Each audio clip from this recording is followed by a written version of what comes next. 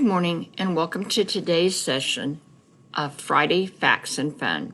Today we're going to be discussing literacy. Most people believe literacy applies to the ability to read and write, and that is one definition.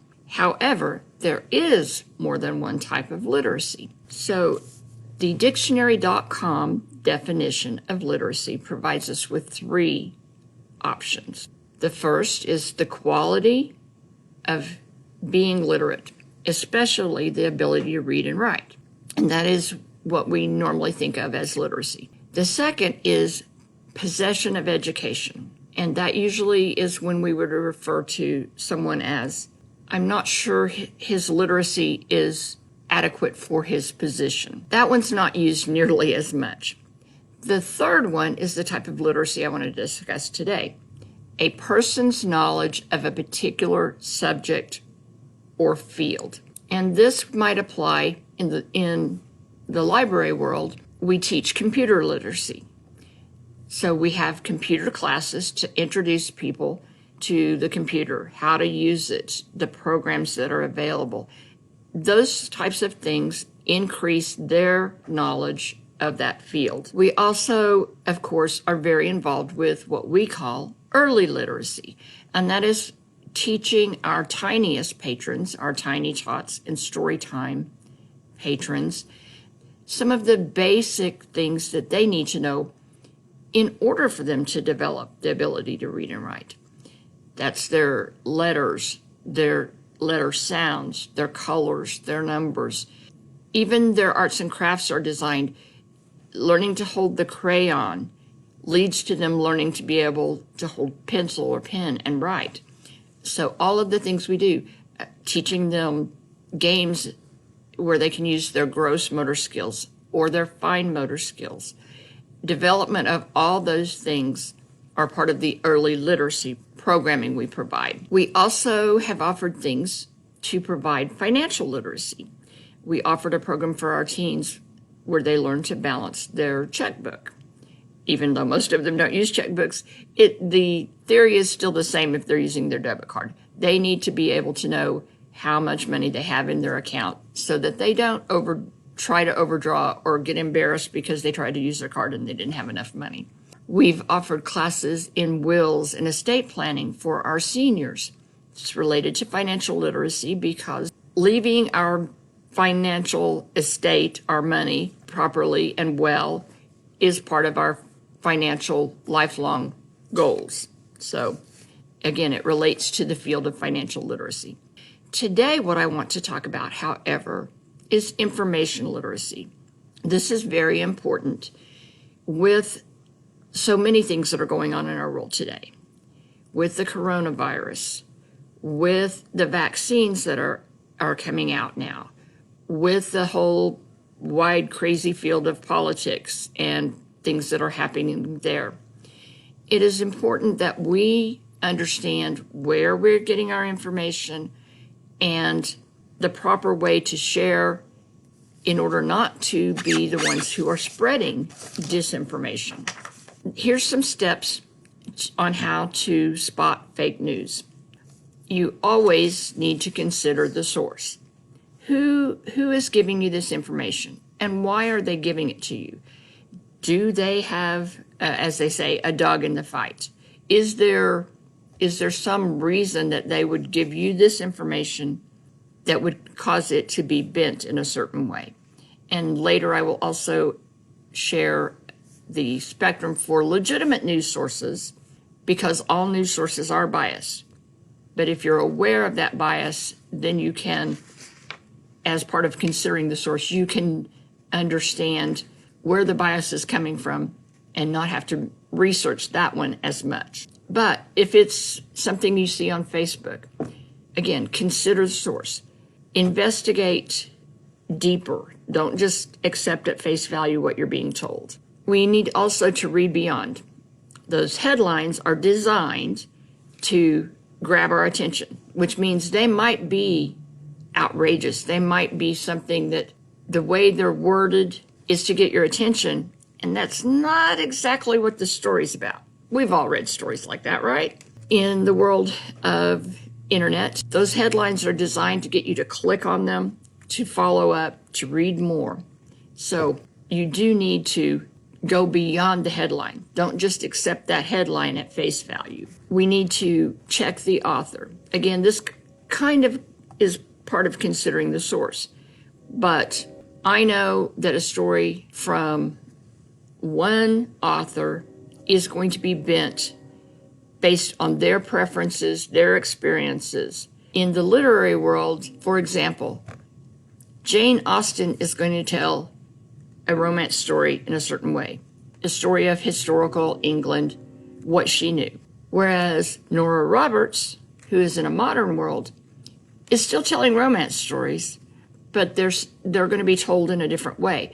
And if I know the differences between the way they're going to tell the story, that gives me some insight into how real the story might be. Even in fiction, there's reality and other reality. Are there supporting sources for this story? And if there are, again, you need to consider what those sources are, but you need to go beyond.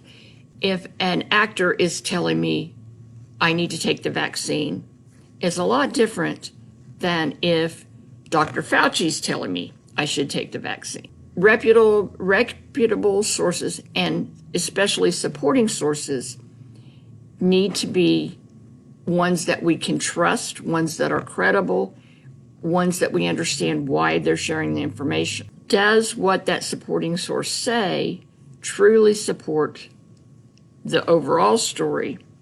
Are they sharing facts? Or are they sharing their opinion? There's a big difference, and we need to make sure we're aware of which is which. When we're looking particularly on Facebook or Google for news, obviously newspapers, we know the date of those because they're dated and they come out regularly, weekly. And you're not going to be looking at a newspaper from 1999 to learn about COVID. You're going to be looking at one current. On Facebook and Google, it's sometimes a little harder to tell, but you usually can find the date. So the date of the news stories is important. Also, reposting on Facebook old stories, the facts may have changed. It's not like we all are set in stone. Maybe 5 years ago, I hated broccoli, but then a friend included it in a recipe and I liked it and I tried it and I've changed my mind. This can happen in all kinds of situations. So maybe 5 years ago, this politician supported this particular agenda, but due to their exposure to additional facts and information, maybe they have changed their position. And so the story that you repost from 5 years ago does not truly reflect where they are today or what they believe today. After all, we all change. We do not stay the same. Why should we expect everyone else to? We need to look at, is the story the truth or is it a joke? If it is too outlandish, then it might be someone using satire, being sarcastic or a little over the top. And we're used to that in our entertainment, but we need to be really aware of it when we're looking at news or what we would consider to be news. We can't take it at face value. We need to look at the tone, look at what the agenda was again. Maybe somebody was making fun of something and someone else took it as straight out truth and reposted it. So we need to definitely be aware of that. We need to check our own biases. Again, there's bias in everyone and in everything. Our biases are based on our experiences, our personalities, the things we've been exposed to. If you grew up in a home where racism was rampant, where every time another race or another culture was mentioned, it was in a negative fashion, you may now have moved past that through your education and experience.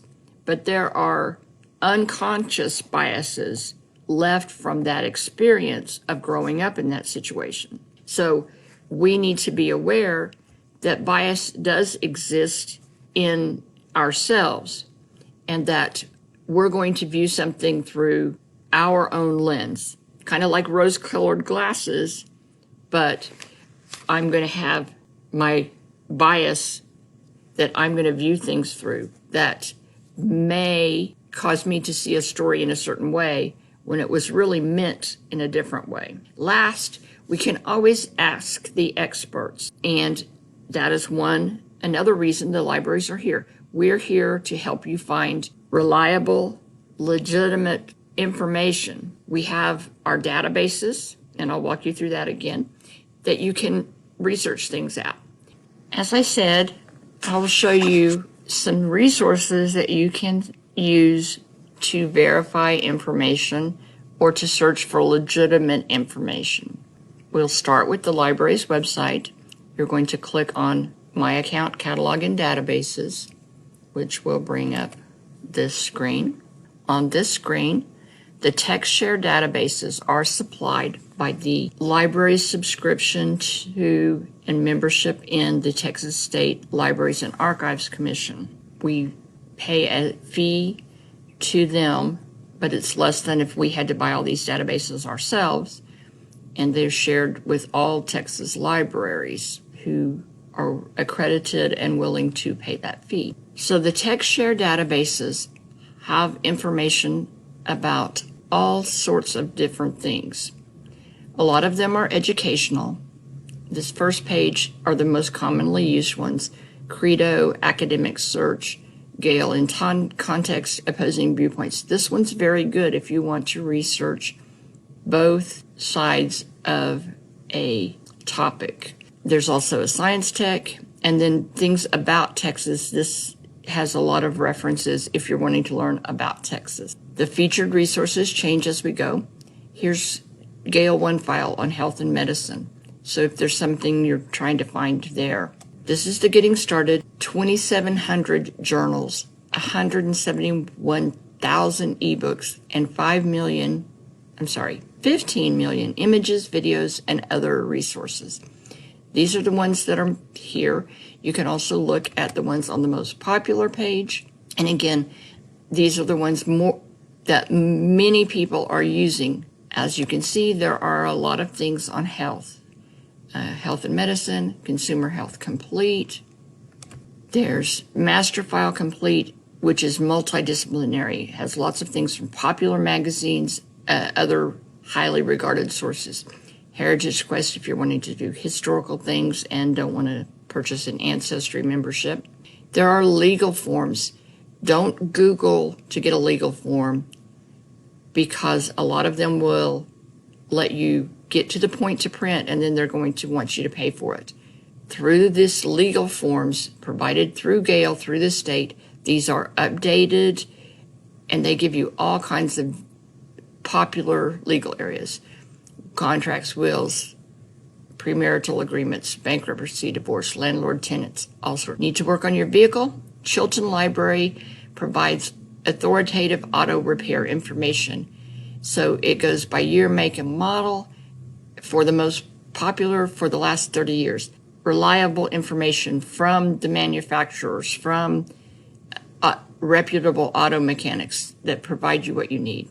If these aren't what you're looking for, the Resources A to Z list provides you a list of all the collections alphabetically. You can scroll through and look. If you're looking at the field of agriculture, Agricola might be what you need. Academic Search is great for people doing school research, geared a little more maybe for high school and college. There are some that are geared towards lower, and we can find that. If you want to look at alternative health, not just strictly the medical field, but organic or health, other health, alternative health options, this is a good source. You can scroll through and search any of these. Education resources, essay and literature. So here's one for elementary that will help elementary students trying to do research and papers. And if you need help always you can contact the library. This one is by subject, so you can choose business, you can choose education, you can choose legal, you can choose health and medicine. And as you see, this will give you the particular ones you're looking at. Science and technology. General reference would be the hardest, but it is going to be the one that if you're trying to search something political, you might have more luck here. Race relations, Referencia Latina. So that might be somewhere to help you. Other than these resources from the library, I would also suggest other legitimate sources. Let's go back to our library page. On the library resources and useful links page, for legitimate information dealing with taxes, IRS site, on COVID and vaccines, Center for Disease Control and Prevention. Food and Drug also has to do with the approval of the vaccines, so there might be information for you there. For driver's license, Texas Department of Public Safety. So these agencies of the government are going to have more accurate information than what you're going to find on Google or Facebook.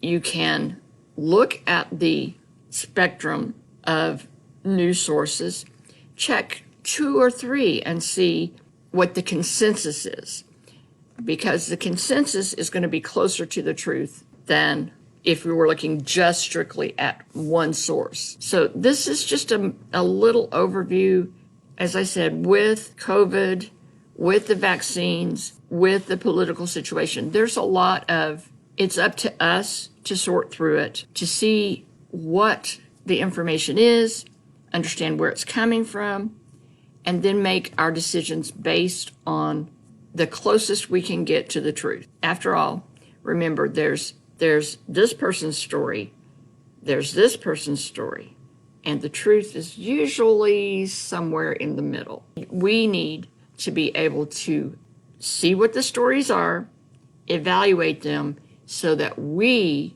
can get as close as possible to the truth. And if you do have things that you are questioning, remember first, don't share it if you're not sure that it's true. Just clicking on it and moving on, that makes you the sharer of disinformation, just because it sounded right to you. And just because some famous person that you like, an actor, an athlete, a political personality, a news source, just because they're associated with it, in this day and age, technology has made it possible for people to spam, or there's another word for it. I'm not sure. I can't remember off the top of my head. But they can, spoof. They can spoof that person. They can take and insert one person's head on someone else saying it. And so therefore, we need to be sure that we're not sharing disinformation because that famous person said it. Maybe they really didn't. Or if they did, again, they may have changed their opinion since. If you do share something on social media and other people take time to comment on it, don't just automatically delete those comments because their opinion is different than yours.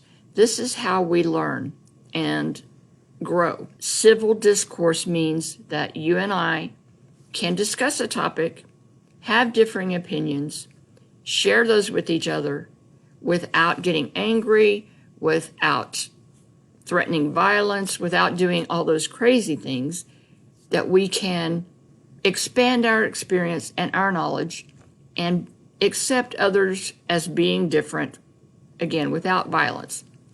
Don't just delete those comments and move on, but thoughtfully read them and make your arguments, if not to the person on social media, at least make them in your mind so you better understand your own position on things. And lastly, if someone does point out something that you've shared and lets you know that it's false, either by providing another resource, not just their opinion, but if they provide another resource that shows you that what you said was wrong. Hey, we're all human. We are going to make mistakes.